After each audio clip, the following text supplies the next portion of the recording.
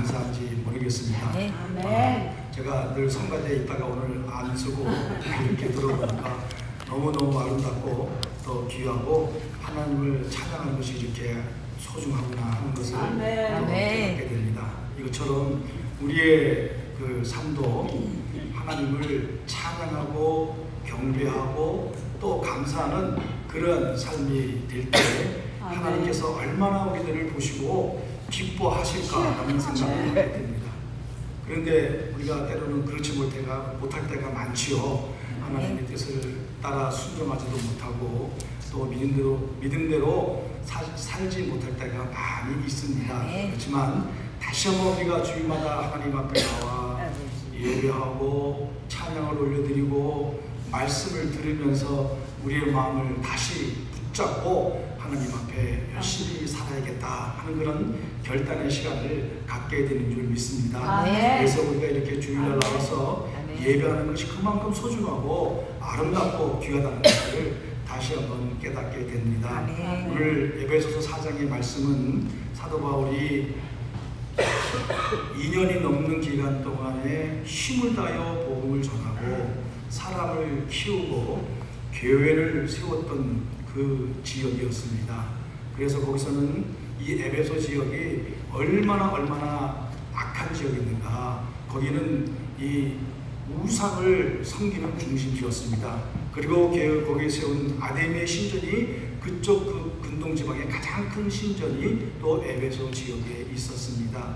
그리고 대부분의 사람들의 직업이 그 아데미 신전은 그 어떤 우상이었냐면은 축복의 다산의 여신이라고 해가지고 여성의 얼굴에 온몸에 이 가슴을 붙여가지고 만드는 그런 우상이었습니다. 그래서 많은 사람들이 생업으로 가졌던 게 뭐냐면 이런 우상을 만들어서 파는 장사를 하면서 그 생업을 꾸려 나갔었습니다. 그 가운데 사도 바울이 들어가서 복음을 전하며 때로는 핍박을 당하고 고난을 당하는 그런 역경 속에 있었지만 하나님께서 바울과 함께 하셔서 2년이 넘는 동안에 그 사역을 잘 감당하며 그것을 떠나 다시 한번 방문하고자 했지만 방문하지 못하고 사도행전 18장에서 20절에 보면 20장에 보면 에베소 장로들을 불러다가 다시 한번 건면하면서 간절한 마음으로 기도하면서 그 지역을 떠나는 장면이 나옵니다.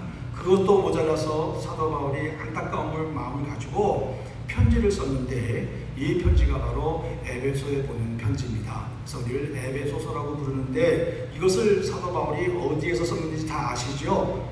감옥에서 썼습니다. 이처럼 지금 우리가 살고 있는 초현대식 감옥이 아니고 불도 들어오지 않은 곳에서 톱을 안에서 함께 했던 동역자와 함께 가죽 피지에 정성을 다하여 에베소 교인들을 향하여 편지를 썼습니다. 편지를 쓰면서 이전의 모습을 다시 한번 돌아보면서 믿음을 가지고 교회는 그리스도의 몸이다. 그리고 서로 사랑하고 섬기고 실천하는 믿음을 가지고 살아야 한다라는 그 내용이 주제가 되어서 기록된 것이 에베소서의 내용입니다. 이 에베소서의 말씀을 통해서 오늘 우리가 읽은 본문의 말씀은 그런 간절한 마음을 가지고 성도들이 더 온전한 믿음을 가지고 하나님의 뜻대로 살게 하기 위해서 바울이 얼마나 애틋한 마음을 가지고 편지를 썼는가를 지금 우리는 보고 있는 것입니다. 그래서 우리는 오늘 읽었던 이 말씀을 다시 한번 돌아보면서 우리가 어떻게 하나님의 백성으로 살아가는가, 그리고 어떻게 이 바울과 같은 마음과 또 에베소 교회를 향해서 주신 이 하나님의 말씀이 오늘 나의 삶에 그리고 우리 교회 공동체 가운데 어떻게 적용하고 어떤 마음을 가지고 살아야 할 것인가 고민하며 나아가는 그런 시간이 되어야 될 줄로 믿습니다. 먼저 13절부터 16절까지 보면 바울이 얼마나 간절한 마음을 가졌냐면 우리가 다 하나님의 아들을 믿는 것과 누구를 믿는 것이라고요? 하나님의 아들 누구입니까? 예수 그리스도를 믿는 것과 아는 일에 뭐가 돼요? 하나가 되어야 한다는 말입니다. 예수 그리스도를 아는 것과 또 믿는 것과 아는 것은 떨어질래야 떨어질 수 없는 관계입니다. 그만큼 알아가면 지식으로 하나님이 어떤 분이고 예수 그리스도가 어떤 분인가를 철저하게 깨닫고 믿고 깨닫고 알아갈 때에 그 이후에 온전한 사람이 되어진다는 것을 사도 바울은 알고 있었기 때문에 이렇게 교훈의 말씀을 해주고 있습니다. 그러면서 그리스도의 장성한 분량에 충만한 데까지 이르리니, 결국은 영적으로 성장하는 자라나가는 그리스도인이 되어라, 이렇게 말씀하고 있는 겁니다. 각자 개인이 이렇게 예수님을 믿고 그분이 어떤 분인가를 지식적으로 알아가면서 충분하게 성숙한 사람이 되어라. 또한 교회 공동체도 이렇게 함께 믿고 알고 깨닫고 하나님의 뜻을 따라 순종하는 교회가 되어야 한다, 이렇게 말씀하고 있는 겁니다. 하나님을 알고 믿는다는 것, 안다는 건 무엇입니까? 우리의 삶 속에서 하나님이 어떻게 우리 가운데 역사하고 계시는가, 하나님이 어떻게 우리와 함께하고 계시는가, 하나님의 신성은 어떤 분인가, 하나님의 또 예수 그리스도의 신성은 무엇이고 인성은 무엇이고, 예수님께서 이 땅에 살면서 어떤 일을 해오셨고 어떤 말씀을 해주셨고 어떻게 사랑의 본을 보여주셨는가를 철저하게 공부하는 겁니다. 깨닫는 겁니다. 그리고 그것이 나의 삶에 그대로 적용되어서 나도 예수님을 닮아가는 그런 믿음의 삶을 살아가는 것을 의미하는 겁니다. 이거 예수님 믿지요? 우리 예수님 다 믿습니까? 믿은 다음에 그분이 어떤 분인가를 우리 열심히 알아가야 됩니다. 그래서 우리가 하나님의 말씀을 읽고 또 때로는 공부하고 묵상하고 또 연구하는 이 목적이 무엇입니까? 하나님을 더 깊이 알아가서 그분을 더 의지하고 그분의 놀라운 사랑이 무엇인가를 깨닫고 순종하기 위한 삶이라는 것을 우리는 분명히 깨달아야 될 줄로 믿습니다. 바울은 그런 삶을 경험했습니다. 그리고 지금 안타까운 마음을 가지고 에베소서 교인들도 이런 모습으로 살아가기를 지금 열망하면서 이 글을 쓰고 있는 것입니다. 그러면서 14절에 또 뭐라고 말했습니까? 이는 왜 이렇게 우리가 성장해야 하느냐, 왜 이렇게 예수님을 믿고 믿음 안에서 알아가고 성숙한 믿음의 삶을 살아야 되느냐. 우리 14절 한번 같이 한번 읽어볼까요? 14절 시작. 이는 우리가 이제부터 어린아이가 되지 아니하여 사람의 속임수에 감사한 유혹에 빠져 온갖 돈의 질투에 밀려 요동하지 않게 하려 합니다. 우리가 이제부터, 언제부터요? 지금부터 어린아이라는 말은 이 원어의 의미를 찾아보면 미성숙한 상태라는 겁니다. 미성숙한 상태가 되지 말라는 겁니다.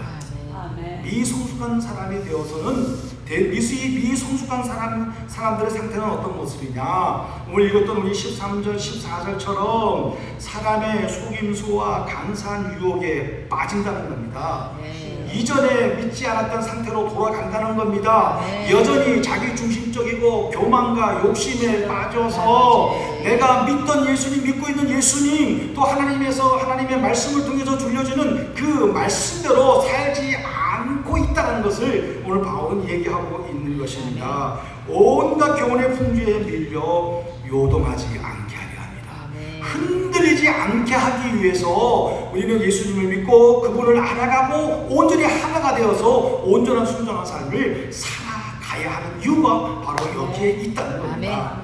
그래서 우리는 끊임없이 하나님 앞에 기도하고 말씀을 보며 흔들리지 않은 성장하는 믿음의 백성들이 되어야 한다는 겁니다.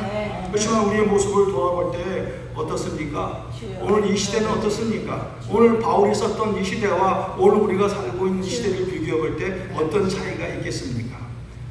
지금 살고 있는 이 시대는 더하면 더했지 더 약해지진 않았습니다. 이제는 또 법이 바뀌어서 보니까 직장 다니는 사람 이 마약한다고 쫓아낼 수가 없다고 또 법령이 결정되었다고 합니다. 점점점 우리가 살고 있는 이 시대는 하나님을 거역하는 시대로 나아가고 있습니다.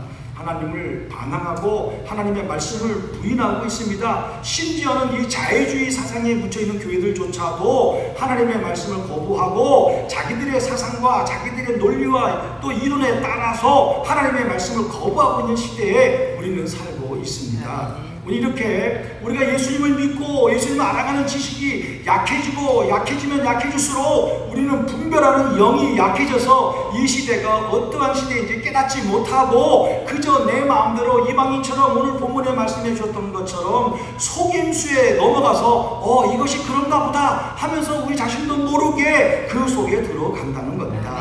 그래서 우리는 요동하지 않고 흔들리지 않고 유혹받지 않기 위해서 하나님을 믿고 의지하고 말씀에 충만해져서 흔들림 없는 믿음으로 계속해서 언제까지요? 하나님 앞에 가는 그날까지 우리는 성장하는 믿음의 삶을 살아야 한다는 겁니다. 이 어린아이들을 볼 때 얼마나 순수합니까? 그런데 때로는 분별력이 없어요. 그래서 저것이 되게 위험한데도 모르고 그곳으로 갈 때가 많이 있습니다. 그리고 엄마가 안 돼 함에도 불구하고 하는 경우도 많이 있습니다. 그러니까 결국 미성숙한 상태를 보면 아주 예수님이 적절한 비유를 우리에게 해주시는데 정말 좋은 믿음의 사람이 어떤 것인가? 바로 씨 뿌리는 비유를 통해서 가시떨기가 길가에 떨어진 씨앗, 돌짝바다에 떨어진 씨앗, 그리고 옥토에 떨어진 씨앗을 우리에게 말씀해 주시지 않았습니까? 온갖 유혹과 사단의 유혹에 넘어가서 열매를 맺지 못하고 싹을 내지 못하는 안타까운 모습. 하지만 옥토가 되었을 때 몇 배 열매를 맺게 해주신다 그랬죠? 30배, 60배, 100배. 근데 마태복음에는 반대로 말해서 100배, 60배, 30배. 이처럼 하나님의 놀라운 크신 은혜의 역사가 우리 가운데 임하여진다는 말씀입니다. 그러니까 우리는 끊임없이 우리 각자의 개인이 먼저 성장을 추구하는 믿음의 삶을 살아가야 한다는 겁니다.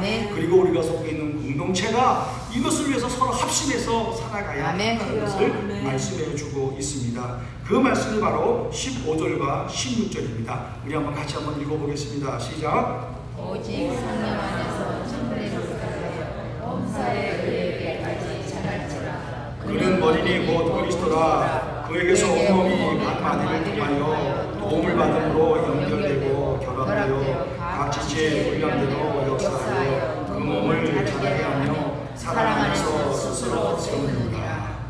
아멘.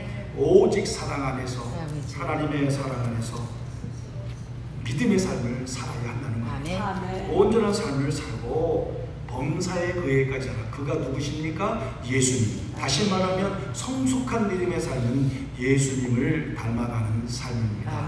하나님의 말씀에 순종하여 예수님을 닮아가는 삶입니다. 우리는 예수님처럼 완벽할 수는 없지만 여전히 우리는 죄인들입니다. 죄 가운데 유혹을 받고 살아갑니다. 그렇지만 우리의 시선을 어디로 향해야 한다고요? 예수님에게로 향해야 한다는 겁니다. 우리의 마음을 누구에게 두어야 한다고요? 이 세상에 두는 것이 아니고 예수님에게 두어야 한다는 겁니다. 그리고 우리의 모든 것을 누구에게 집중해야 한다고요? 예수님에게 집중하여 나가야 한다는 겁니다. 그렇지만 우리는 어떻습니까? 우리는 지금 누구에게 집중하고 있습니까? 자녀들에게 집중하고 있습니까? 돈에게 집중하고 있습니까? 아니면 세상의 쾌락에 집중하고 있습니까? 오늘 우리가 집중하는 것이 무엇입니까? 오늘 그래서 본문의 말씀 중에서 사도 바울은 범사에 그에게까지 자랄지라. 그는 머리니 곧 그리스도라 분명히 말씀했습니다. 선언했습니다. 우리는 오직 그리스도를 닮아가는 삶을 살기 위해서 끊임없이 성장을 추구하고 이 성숙하기 위해서 하나님 앞에 간절히 기도하는 자리에 들어가는 이유가 바로 여기에 있는 겁니다. 기도하면 할수록 그런 상황을 가지고 하나님 저를 변화시켜 주세요. 하나님 저를 성숙시켜 주세요라고 간절한 마음으로 기도하고 나갈 때에 하나님께서 우리의 기도를 들어주시겠습니까? 안 들어주시겠습니까? 분명히 들어주셔서 그런 믿음의 삶을 살도록 우리를 이끌어 가실 줄로 믿습니다. 그런 유혹이 올 때마다 깨닫게 해주시고 그건 유혹이다, 잘못된 것이다, 거기 가서는 절대 안 된다는 그런 마음과 말씀과 또 그 상황을 우리에게 보여주실 줄로 분명히 믿습니다.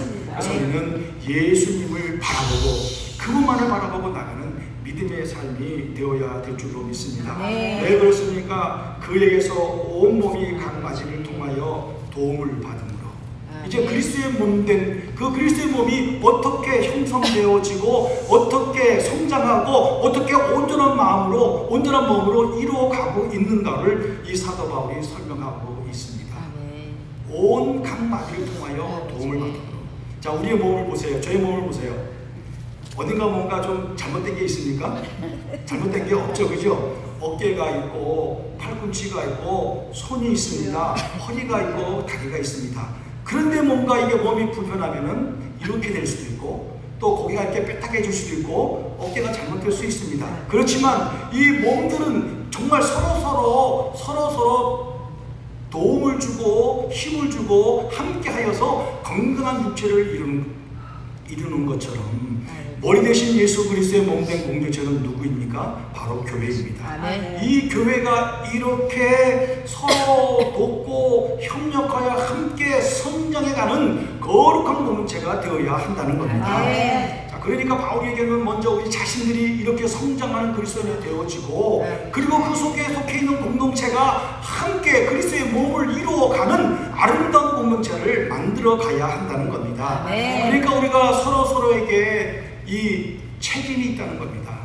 무슨 책임이요? 이 사람이 연약하다면 연약함에 되었던 것은 책임이 우리에게 있다는 겁니다. 그것은 같은 마음을 가지고 같은 마음으로 함께 협력하여 그리스도를 닮아가는 믿음의 삶을 우리가 살아가야 한다는 겁니다.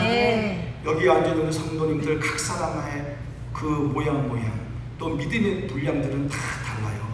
그렇죠? 다 달라요. 그렇지만 그 다른 가운데 우리는 하나가 되는 겁니다. 누구를 중심으로요? 예수님을 중심으로 우리는 서로 다른 것이 하나가 되어서 함께 지어져 가야 한다는 겁니다. 이건 노력을 해야 됩니다. 힘을 다해야 됩니다. 수고가 있어야 됩니다. 희생이 있어야 됩니다. 섬김이 있어야 됩니다. 제가 말씀드린 게 안 나온 단어들이 많죠. 부정적인 단어들 많죠. 그죠? 분노와 질투와 시기와 비방과 원망과 이런 것들은 절대로 있어서는 안 된다는 거죠. 그것은 절대로 성장할 수 없는, 성장을 방해하는 아주 악한 요소라는 겁니다. 절대로 우리는 그런 요소를 가지지 말고 예수님의 몸된 교회를 서로 세워가고자 할 때는 이처럼 우리가 성숙을 추구하며 한 예수님을 닮아가는 삶을 살아갈 때 그 닮아가는 삶이 옆 사람에게 자연스럽게 영향을 끼치게 되는 겁니다. 서로 이런 선한 영향을 끼칠 때에 저 집사님의 모습을 보니까 내 모습에 이런 잘못이 있었구나 하면서 깨닫게 되고 나는 이러지 말아야겠다 하면서 또 그렇게 하면서 함께 지어져 가는 것이 오늘 우리 주님이 머리가 되신 몸된 교회의 공동체의 아름다운 모습인 줄 저는 분명히 믿습니다. 그러니까 우리가 함께 믿음의 삶을 살아갈 때 나만 생각하지 말고 나만 은혜 받으면 나만 은혜 받으면 되지, 나만 잘 되면 되지, 이것은 아주 하나님이 싫어하는 성품입니다. 정말 잘못된 이기적인 이 신앙적인 이기적인 삶이라는 겁니다. 그래서 우리 공동체는요 반드시 희생이 있어야 됩니다. 그 한 영혼을 위해서, 그 성도를 위해서, 우리 권사님을 위해서, 집사님을 위해서 그분이 온전케 세워진다면, 나와 함께 성장한다면, 나와 함께 예수님을 닮아가는 삶이 된다면, 나와 함께 하나님의 영광을 드리는 믿음의 삶이 된다면 돈도 쓸 줄 알고 그를 위해서 희생할 줄도 알고 그를 위해서 섬길 줄도 알고 내가 만들어서 음식을 나눌 줄도 알고 이런 아름다운 섬김의 삶이 있을 때 그 몸된 주님의 몸된 교회 공동체가 온전한 믿음으로 나가게 될 줄로 믿습니다. 자, 그러면 서로 옆으로 한번 쳐다보시고 사랑합니다 한번 고백해 보세요.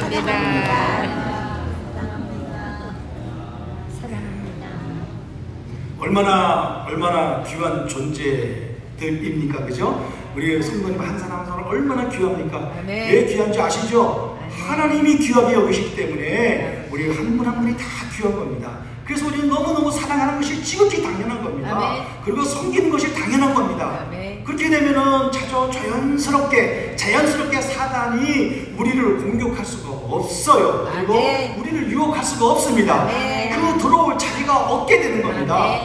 사랑하고 섬기고 아버지. 나누고 이런 믿음의 공동체가 되시기를 간절히 바라겠습니다. 아멘. 그래서 이제 17절부터 마지막 절까지 또 바울은 뭐라고 말씀했습니까? 이제는 두 가지를 말씀하고 있습니다. 행하지 말라와 행하랍니다. 행하라는 것은 새 사람을 입으라는 것을 강조하고 있고, 행하지 말라는 것은 17절과 18절에 17절, 18절, 19절에 말하고 있습니다.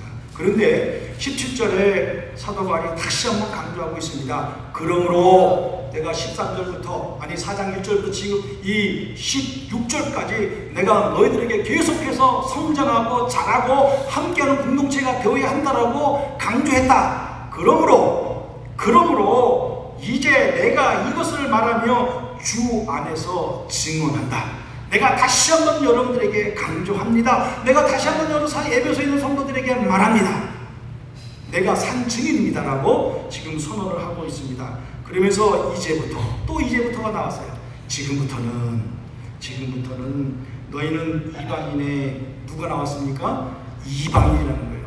사도 바울은 단호하게 얘기했습니다. 지금 에베소에 있는 사랑하는 성도들이 삶을 살아가는 그 삶의 모습이 이방인처럼 살고 있다는 겁니다. 여전히 예수님을 믿고 신앙생활을 한다고 하고 있지만 여전히 유혹에 끌려서 요동치면서 안 믿는 사람처럼 살아가고 있다는 겁니다.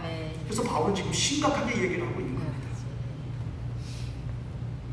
너희는 이방인의 그 마음에 허망한 것으로부터 행함같이 행하지 말라. 마음에 허망한 거는 아무 목표도 없고 의식도 없고 그냥 자기 마음대로 이끌린 대로 살아가는 모습을 이야기하고 있는 겁니다. 그러니까 얼마나 사도 바울이 안타까운 마음을 가지고 들려오는 소리는 믿음으로 승리하고 예수님을 닮아가고 날마다 성령의 열매를 맺으며 성령의 역사가 일어나는 교회로서의 아름다운 모습을 가지고 전진하고 또 전진하고 하나님의 놀라운 능력을 경험하며 살아가고 있다. 이런 소리가 아니고 또 넘어갔어요. 또 실패했어요. 또 유혹에 넘어갔습니다라는 소리를 듣는 그 영적 아비된 사도 바울의 마음이 얼마나 아팠겠습니까? 아울러서 또 하나님이 지금 우리를 바라보고 계실 때 우리를 구원해 주셨는데 하나님의 자녀로 삼아 주셨는데 의인으로 만들어 주셨는데 여전히 이방인처럼 살아가고 있다면 하나님의 마음이 어떻겠습니까? 지금 우리를 보시는 하나님의 마음이 어떻겠냐는 겁니다. 그래서 바울은 얘기합니다. 그들이 그 이방인들이 어떤 사람인가를 18절에서 얘기하고 있습니다. 우리 18절 같이 한번 읽겠습니다. 시작. 그들의 정령이 이루어지고 그들 마음에 부르짖는다. 그들의 마음이 부르짖음으로 말미암아 하나님의 생명에서 떠나있도다. 하나님의 말씀에 대한 무지함이 그들 속에 있었습니다. 마음이 아주 화석같이 단단해졌습니다. 그 어떤 말도 듣지 않습니다. 오직 자기 중심, 자기 생각, 자기 주장대로 살고 있는 그들입니다. 그래서 바울은 단호하게 그들이 누구냐? 하나님의 생명에서 떠나 있는 자들이다. 이렇게 얘기하고 있습니다. 그래서 19절 다시 한번 19절 또 읽겠습니다. 같이 시작. 그들이 각각 어떤 자가 되어 자신을 방탕에 방임하여 모든 더러운 것을 욕심으로 행하되. 교만과 타락과 욕심과 탐욕. 그러니까 13절부터 16절까지 나왔던 그런 것은 다 사라져버리고 여전히 그 에베소 지역에 성행하는 우상 숭배와 거짓 교사들 또 온갖 성적인 타락에 빠져가지고 거기에 그냥 자신을 내어 던져버렸다는 겁니다. 그러면서도 주일날은 예배 시간에 와서 예배한다고 예배 자리에 참석하고 있다는 겁니다. 그리고 나는 하나님의 백성이라고 서슴없이 얘기하고 있다는 겁니다. 바울은 이것을 알았기에 오늘 단호하게 선언하고 있는 겁니다. 이방인처럼 살지 마십시오. 그들은 이런 자들입니다. 하나님이 없습니다. 자기의 마음대로, 자기의 뜻대로, 자기의 쾌락대로 살아가는 사람들입니다. 이렇게 얘기하고 있는 겁니다. 그러면서 바울은 뭐라고 얘기했습니까? 20절에 아주 단호하게 아주 안타까운 마음을 가지고 얘기하고 있는 것이 뭡니까? 오직 너희는 그리스도를 그같이 배우지 아니하였느니라. 예수를 믿는 너희들은 예수님께서 우리가 내가 전한 복음은 그것이 아니었다. 너희들이 믿는 예수님은 그런 분이 아니다. 너희들이 믿고 따라가는 예수님을 믿는 사람은 이런 것이 아니다라고 단호하게 지금 얘기하고 있는 것입니다. 오늘 우리들의 모습을 살펴봐야 될 줄 믿습니다. 오늘 우리 자신들은 어떻습니까? 우리 처음에 예수님을 믿었을 때, 예수님을 영접했을 때, 하나님의 은혜를 받았을 때 우리는 얼마나 기뻐 뛰며 울며 회개하며 하나님의 은혜에 감격했습니다. 이제 그 감격이 무감각해지지 않았습니까? 그 감격이 다 사라져버리고 또다시 옛생활의 모습처럼 내 마음과 내 뜻대로 살고 있지는 않는지 우리의 자신을 돌아보는 시간이 되어야 될 줄로 믿습니다. 그래서 이같이 너희는 그리스도를 배우지 아니하였다. 너는 온전하게 내가 2년 넘는 시간 동안에 힘을 다하여 수고하고 너희들에게 복음을 전하고 또 복음을 전하는 삶이 어떤 것인가를 함께 나누고 함께 살아왔었다. 이렇게 얘기하고 있는 것입니다. 그러면서 바울은 마지막으로 이제 22절에 권면하고 있습니다. 유혹의 욕심을 따라 썩어져가는 구습을 따르는 옛사람을 벗어버리고. 어떻게 하고요? 벗어버린다는 겁니다. 자, 오늘 더러운 옷을 딱 벗어버리면 그것을 다시 입어야 안 입어요? 다 헤어지고 똥이 묻고 더러운 것이 묻었을 때 여러분 이것을 벗어야 안 벗어요? 아, 이쁘다, 괜찮네, 아, 냄새 구수하네 하면서 입고 다니는 거 어떻게 합니까? 아니죠, 그죠? 바로 벗어서 빨던지 던져버린다는 겁니다. 그런데 오늘 바울은 얘기하는 것이 너희들이 입고 있는 영적인 상태가 바로 이런 상태라는 겁니다. 더러워져 있고 욕심을 따라 살아가고 있다는 겁니다. 이것을 벗어 던져라입니다. 사랑하는 성도 여러분, 우리도 벗어 던져 버립시다. 이전에 잘못된 거 다 던져 버립시다. 벗어 버리고 바울이 그 다음에 뭐라고 말했습니까? 오직 너희의 심령이 새롭게 되어 다시 한번 영적인 회복의 은혜를 달라고 기도하고 하나님의 은혜로 충만해지는 상태로 돌아가야 한다는 겁니다. 우리가 어떻게 하면 이렇게 돌아가겠습니까? 회개해야 됩니다. 우리가 잘못 산 거 회개해야 됩니다. 내 마음대로 잘못 산 거 회개해야 됩니다. 내 뜻대로 살아가는 거 회개해야 됩니다. 철저하게 회개하고 하나님 저를 다시 한번 용서해 주시고 하나님의 은혜로 충만케 해달라고 하나님 앞에 간절한 마음으로 기도의 자리에 들어갈 때에 우리 속에 나타났던 이 놀라운 하나님의 은혜 13절과 14절의 놀라운 은혜 15절 16절의 놀라운 은혜의 역사가 우리에게 다시금 회복의 은혜를 하나님께서 베풀어 주실 줄로 믿습니다. 그래서 마지막으로 뭐라고 말하고 있습니까?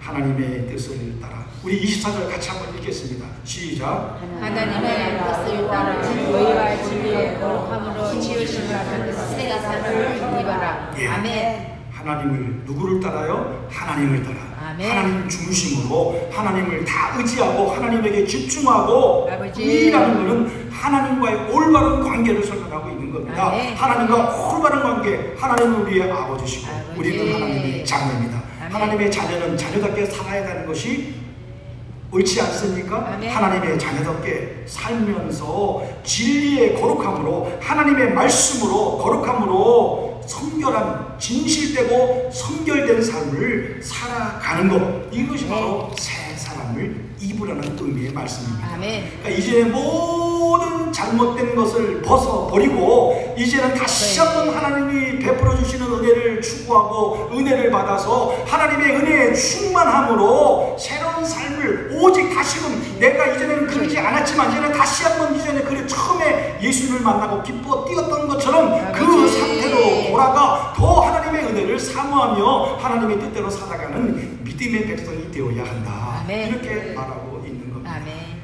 사랑하는 성도 여러분, 오늘 우리는 이 4장 13절부터 24절의 말씀을 함께 같이 나누었습니다. 여러분, 우리 함께 성장하는 믿음의 성도님이 되시기를 간절히 소망합니다.